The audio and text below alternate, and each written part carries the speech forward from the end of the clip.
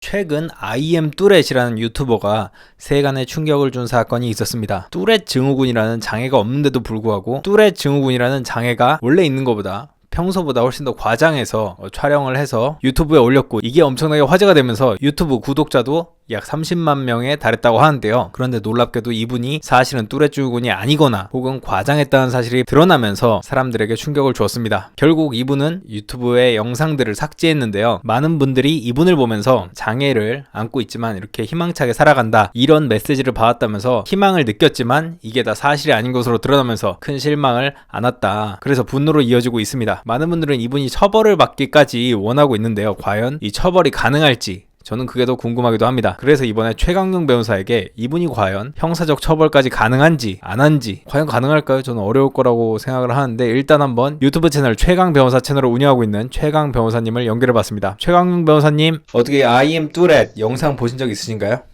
네. 5편 정도 봤습니다. 원래 팬이셨나요? 팬까지는 아니고 구독자 중 한 명이었는데요. 구독 취소했죠, 지금은.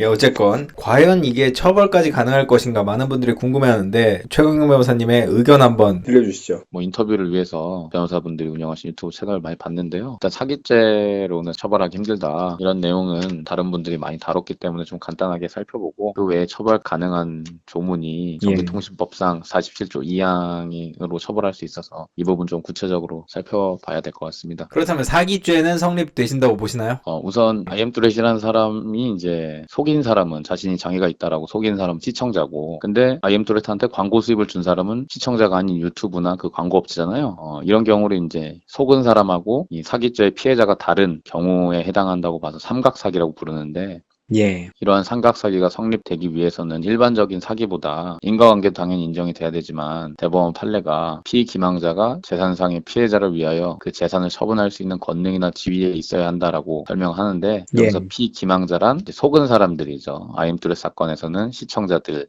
에 해당하고, 재산상의 피해자라는 것은 이제 광고 수익을 IM뚜렛한테 준 유튜브가 되는 거죠. 근데 이 사건은 삼각사기라고 아까 제가 말씀드린 거는 피기망자와 재산상의 피해자가 다르기 때문이고, 삼각사기가 IM뚜렛 사건에서 성립될 수 없는 이유는 시청자들이 유튜브를 위하여 그 재산을 처분할 수 있는 권능이나 지위에 있지 않기 때문입니다. 예를 들어서 제가 유튜브 시청자지만 채널을 운영하는 사람을 위해서 제가 유튜브의 재산을 처분할 수 있는 권능이나 지위에 있는 사람은 아니잖아요. 유튜브 재산을 때문에 마음대로 처분하지 못하니까. 그렇죠. 시청자들이 유튜브의 재산을 마음대로 처분할 수 있는 권능이나 지위에 있지 않기 때문에 대법원 판례에 따라서 삼각사기가 성립되지 않는다 라고 볼 수 있고, 다른 변호사분들께서는 인과관계가 성립되지 않는다라고 설명하셨는데, 저는 이 부분에 있어서 오히려 대법원 판례가 인정하는 삼각사기가 성립될 요건에 해당되지 않는다라고 저는 생각이 듭니다. 이제 두 가지가 필요합니다.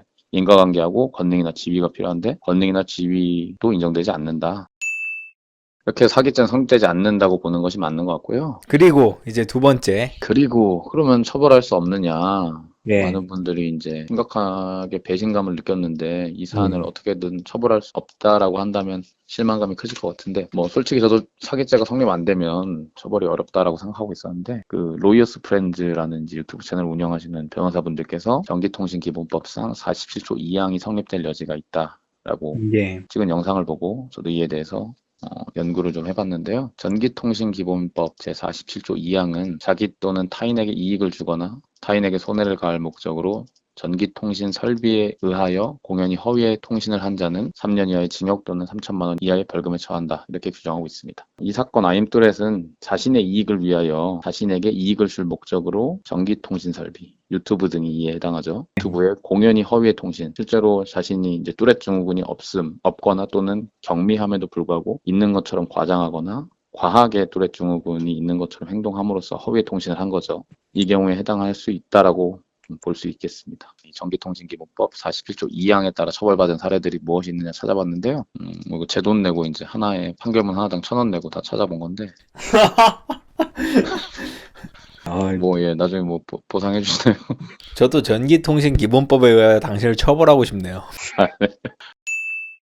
부산지법 2017고단 2057 판결의 사실관계 살펴보면, 인터넷 불법 도박 사이트를 운영하는 집단이 자신의 홈페이지를 홍보하기 위해서 팔로워가 많은 페이스북 계정을 구매한 다음에 SNS 이용자들의 관심을 끌기 위해서 자극적인 제목으로 허위의 정보가 포함된 글과 동영상을 게시하여 사람들이 이 영상을 클릭하게 되면 이제 도박 사이트를 설명하거나 홍보하는 문구가 뜨는 방법 등으로 SNS 계정을 운영을 한 거죠. 뭐 예를 들면 여기 판결문을 보면 물고기 떼가 죽어 있는 동영상 예. 이런 식으로 제목을 달아가지고 페이스북과 같은 SNS 계정을 운영을 했다라고 해요. 막상 클릭해보면 그 제목과 일치하지 않는 내용, 동영상이 이제 나오는 거죠. 그런 식으로 이제 채널을 운영하면서 불법 도박 사이트를 운영한 사람들을 전기통신기본법 제47조 2항 위반으로 처벌을 하였습니다. 또 다른 사안을 살펴보면 기본적으로 뭐 질톡과 같은 어떤 채팅 어플에 욕 들으면 이제 흥분하는 유부 욕심하게 해줘.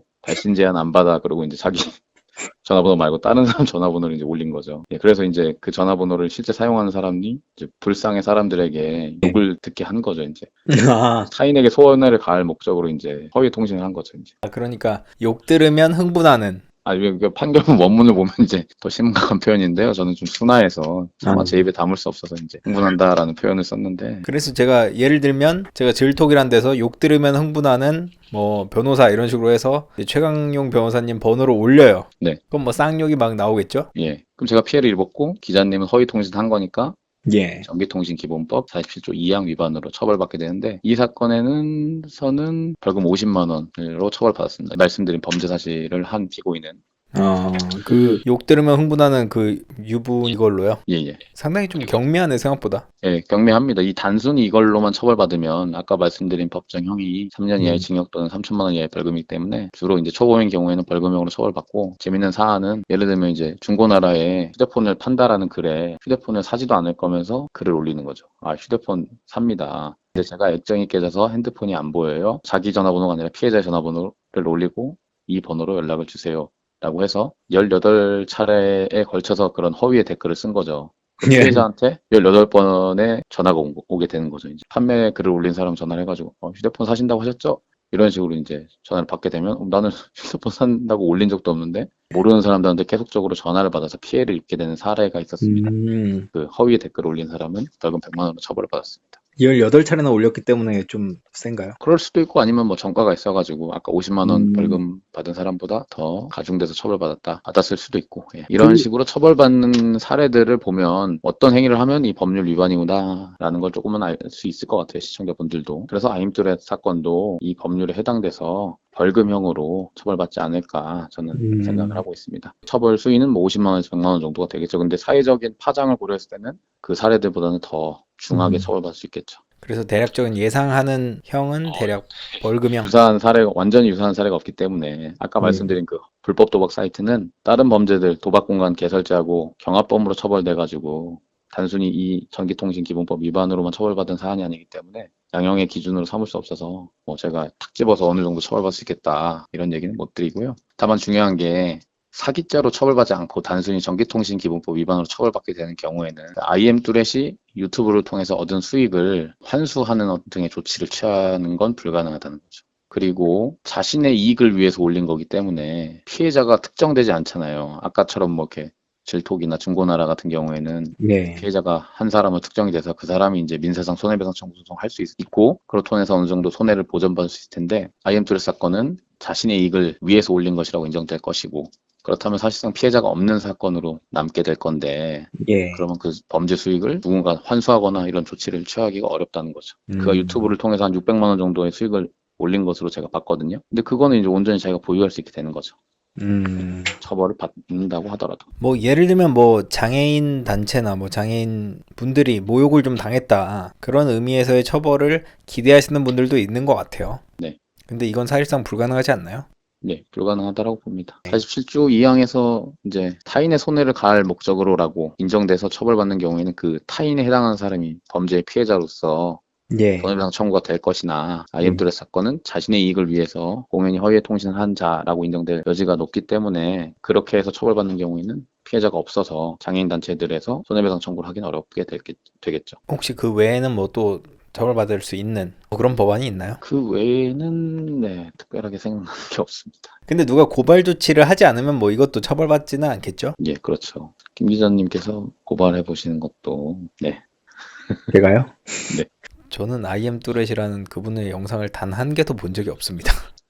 그런가요? 가끔 그 책임이 저한테 돌아오는 느낌인데. 혹시 그 마지막으로 질톡에 그 이상한 걸 올렸던 분은 원래 아는 사람의 번호로 올린 건가요? 아니면 그냥 모르는 사람의 번호를 아무렇게나 올린 건가요? 이거는 제가 예. 이게 판례 전문을 보려면 1,000원을 내고 예.